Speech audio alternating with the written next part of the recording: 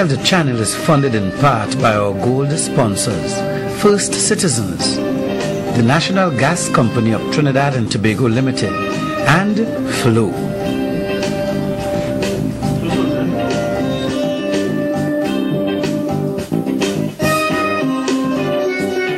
This program is brought to you in part by our community program sponsor, Flow.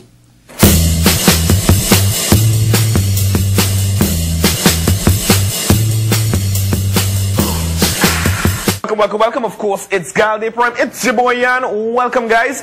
I hope you had a fantastic weekend.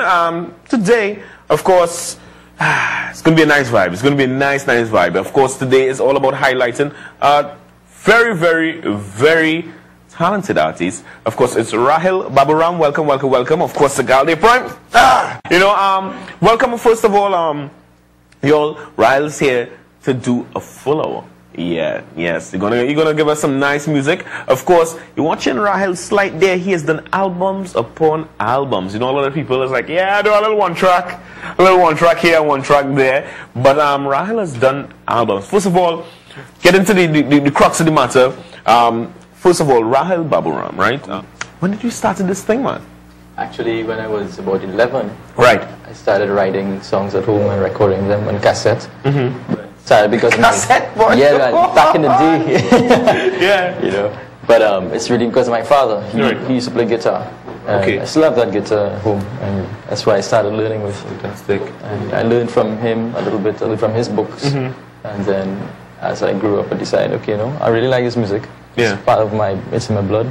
Yeah. And somehow or the other, it was always something I wanted to pursue because I grew up in a home with lots of music playing. That's really nice. Yeah. I mean, when I study, parents just doing, and I know, did your parents ever say, hey, listen, Rahil, you have to do music, that kind of stuff? Was it like that? No. Okay. Not at all. Actually, they tried to take me away from it because you're spending too much time with it. That's not totally true, but it was never, pushing me to do it. Right. It was my passion, really. Yeah. And I explored it. And I continued doing it through the years. A lot of people, probably watching now, you don't have to force your kids into nothing. Just be yourself, just playing the music that you like, right. and probably they'll catch on. Probably they'll do something like it. Yes. Influences other than your dad that really molded you into an alternative artist. Guys, Rahil has an extensive amount of music. I'm telling you, right now on set we have 3 albums displayed and all that stuff. So you're going to see it. You're going to be able to purchase it in stores. Of course, I know after you all hear a little bit of Rahil, you're going to get the love. We're going to talk about that struggle. We're going to talk about that love. But anyway, get into the influences that really molded you. Yes, well, lots of Beatles right through from birth right up.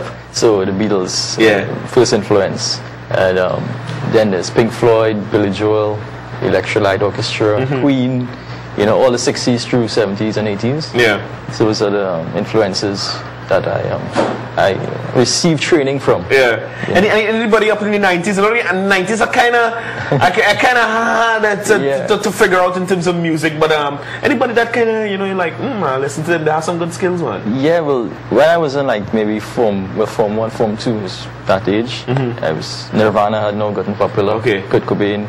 So that was a grunge period. So that is a big part of my influence as well. Is Nirvana's Teen Spirit? That's right. Yeah, it's okay. They boom, boom, boom, boom, boom. Yeah, all the notes. Yes. I know a little bit. Yeah, I have a little, some calendars. I pull on some calendars. So the first album that you yes, say, boy, I have enough to make an album. Right. When did this first album happen? Well, before I get to that, I'll give a little history of how it started. Yeah. It was back in 1990. 6, I started writing more formal songs. Right. This is while I was maybe form 5 or so, 4 and 5. So it was like writing about what inspired me at the time. It was about girls. Yeah. So that have a little crush on someone. Yeah. You express the feelings through words. Just love the lyrics in a book. Yeah. And when you go home, let's see. Okay, let me put this to music. Yeah. Try it out. So first set of songs came that way, and then. The first album was actually written in 1997. That's Gaura-Vani. Right. And, so we have it right here, guys. It's Gaura-Vani. Gaura-Vani. Yep. Take a look. You could purchase this in stores. Yes, actually we'll get to that. We'll get to that. We'll get to that. Gaura-Vani. Yeah, go ahead. Yes, so Gaura-Vani is actually a fully spiritual album because I'm influenced by the Krishna consciousness movement, or what we call ISKCON. Hare Krishna, very casually called. This is because of George Harrison's song "My Sweet Lord." I was influenced to find out about the Vedic culture. Right. I actually grew up in a home where it was more open-minded, and if anything, spiritual was more going to church. Yeah. You know, but my personal exploration of spirituality led me to reviving the Indian heritage in my life. So, because of George Harrison, an Englishman, I was reintroduced to my Indian culture, and as a result, I began going to the temple and learning more about that. As a result, I wrote these 10 songs on Gaura-Vani, and I recorded them at home. But it was only in 1999 I went to Roger Israel's studio. It's in David Martin, and I recorded it officially and released it that year in a very low budget. Making copies at home on a computer. I like how they say very low budget. Yes. Because a lot of people, they look at a man doing a CD, a man doing an album. It's hard. How are we going to get the money? I know the funds at that time. You must have funds. You must have funds.